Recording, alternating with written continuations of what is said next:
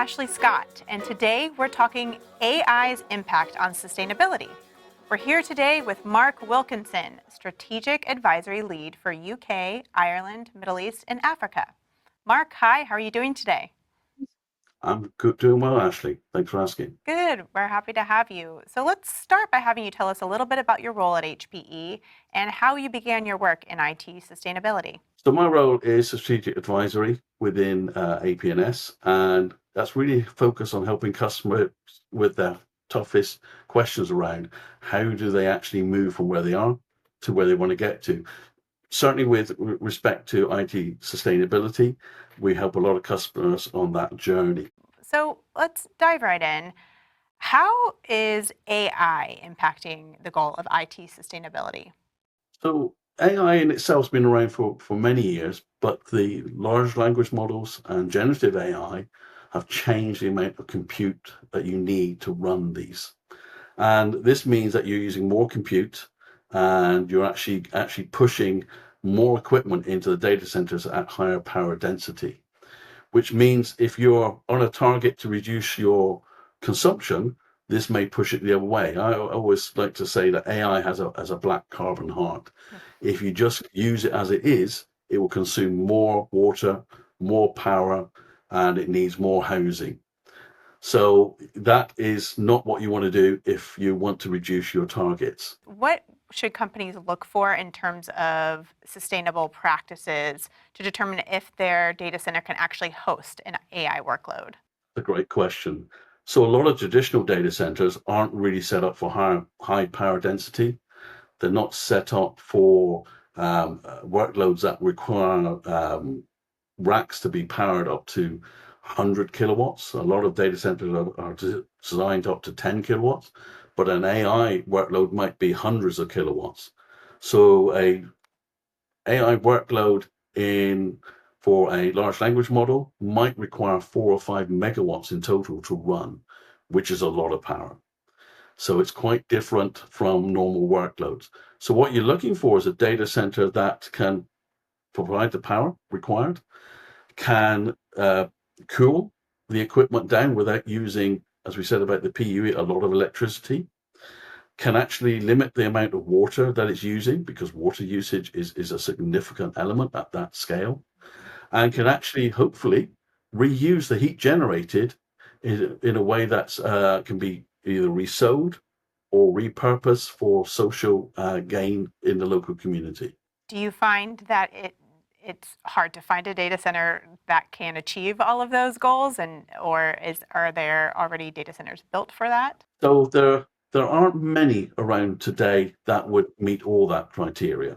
You Okay. can get the power density, but typically, you're not necessarily repurposing the heat, or you're not actually contributing to the social good within the community which that data center sits. However, what we're seeing with things like the HPE modular data center, where we can put the data centers where the customers need them, because a lot of AI workloads need to be on premise for the data itself is a sovereign data challenge. Then you can start to look at how do I reuse the heat, and I can connect it to a district heating system. I might power the heating for my own building. I might connect it to some social good like heating a sports hall or a swimming pool. So these are quite different, and these can be deployed even in a car park. So a modular data center can be in a car park. It takes a quarter of the time of a traditional data center, and they can run very hot. So typical data centers don't run super hot. You can design an AI data center to run at 46 degrees Celsius, that's 115 degrees Fahrenheit, which is way, way hotter than most normal data centers. But that heat then generated is going to be reused. And we would use direct liquid cooling to extract that Sure. heat from those type of environments. So, can you explain hybrid by design and how that approach can actually help enterprise companies achieve their sustainability goals? Yeah, and another great question, because actually a lot of companies are hybrid by accident. Mhm. And hybrid by design is actually thinking about your architectural requirements for your IT across public and private clouds and on the edge. and actually thinking about the flexibility you need and the scalability you may need to hit your IT services that the business wants to consume. So you can think about this in terms of this workload A, my AI workload here, is best served by being on premise in, for instance, a modular data center, and the heat is going to be reused and we're getting green electricity from wind and solar. It might be that a workload for an application you have is best served in a hyperscaler data center because it's well known. They have some great PUEs in their data centers, and the workload fits within the norms of the rack power distribution they have. So hybrid by design gives you a lot of flexibility in where you can potentially place a workload. Sure, that makes sense. How important is achieving hybrid cloud visibility and actually adopting a platform approach? So knowing what you have and where it is and what it's doing is really important.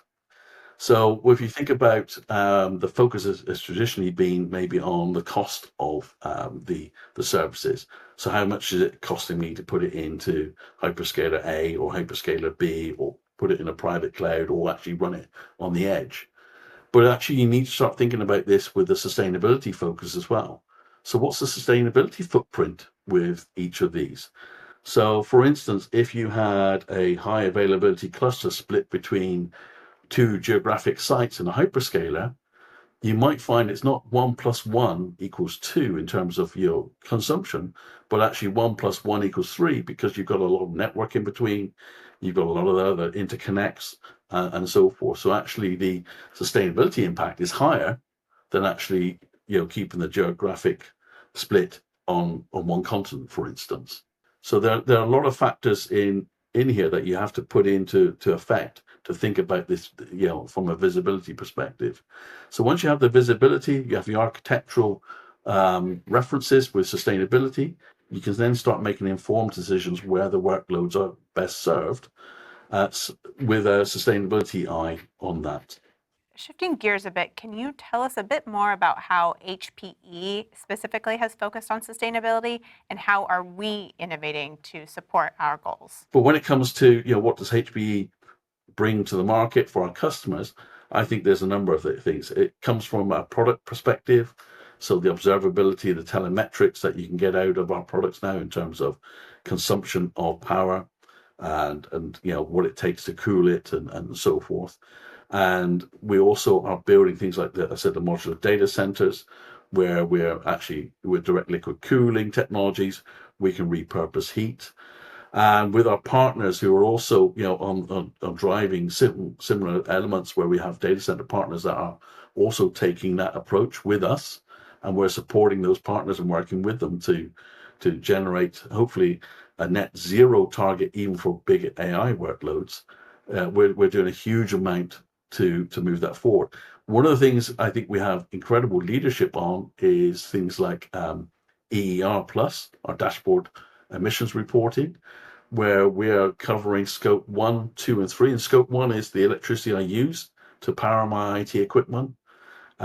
Scope 2 is where did the electricity come from? Was it generated by renewables, an oil powered station, a nuclear one, a gas powered one?